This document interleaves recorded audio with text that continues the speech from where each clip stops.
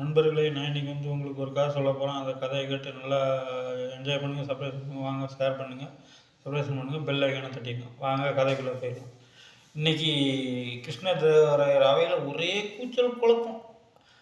அது என்னன்னா, தெனாலிராமன் ஒரு சிக்கலான வழக்கு தீர்த்ததுனால ராஜா மனமகிழ்ந்தார். மனமகிழ்ந்து அகமகிழ்ந்து ஒரு 100 பொற்காசுகளை தெனாலிராமனுக்கு பரிசாக வழங்கினார். தெனாலிராமனும் பரிசை பெற்றுக்கிட்டான். பெற்றணுன்னா இந்த காசை நம்ம எப்படி எடுத்துகிட்டு போகிறது அப்படின்னு தெரியலையே அப்படின்ட்டு அவர் யோசனை பண்ணார். கொஞ்சம் காசை எடுத்து இந்த பாக்கெட்டில் இந்த பாக்கெட்டில் இந்த பாக்கெட்டில் இந்த பாக்கெட்டில் அப்புறம் இருக்கிற பாக்கெட்டிலெல்லாம் வச்சிட்டார். வச்சு முடித்தவொடனே எல்லாம் முடிச்சு அப்புறமும் கொஞ்சம் காசு இருந்தது. அதை என்ன பண்ணார், அதை எடுத்து அவர் தலைப்பாகையில் சுற்றி வச்சுக்கிட்டார்.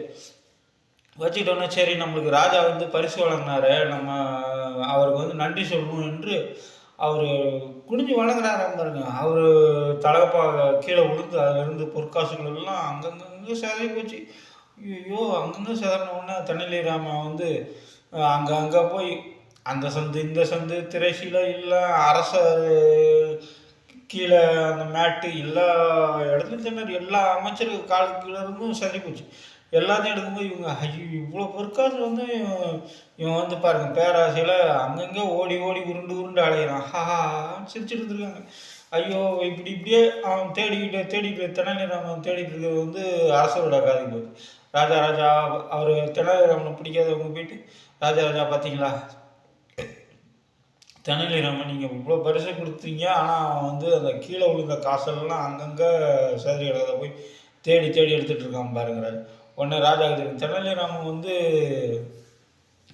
எதுவும் காரணம் இல்லாமல் செய்ய மாட்டானே, சரி இருந்தாலும் என்ன தான் இருக்குன்னு பார்ப்போம். அப்படியே சிரிப்பு சத்தம் இவரும் தெனாலிராமனும் விடுற மாதிரி இல்லை, அங்கங்கே அப்படியே கீழே விழுந்ததெல்லாம் தேடி பிடிச்சி எடுத்துருந்தது.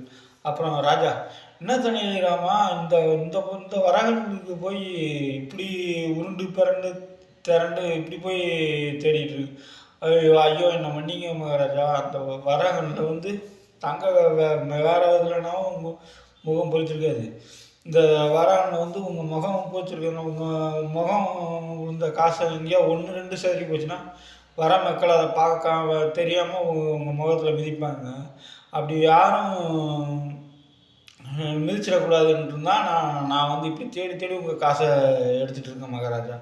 ஓ ஐயோ பார்த்தீங்களா, ஒன்றாவே பார்த்தீங்களா, தெனாலிராமன் ஏதோ ஒன்று செய்தாலும் இது காரணமாக இருக்குன்னு கேட்டு உடனே எல்லாரும்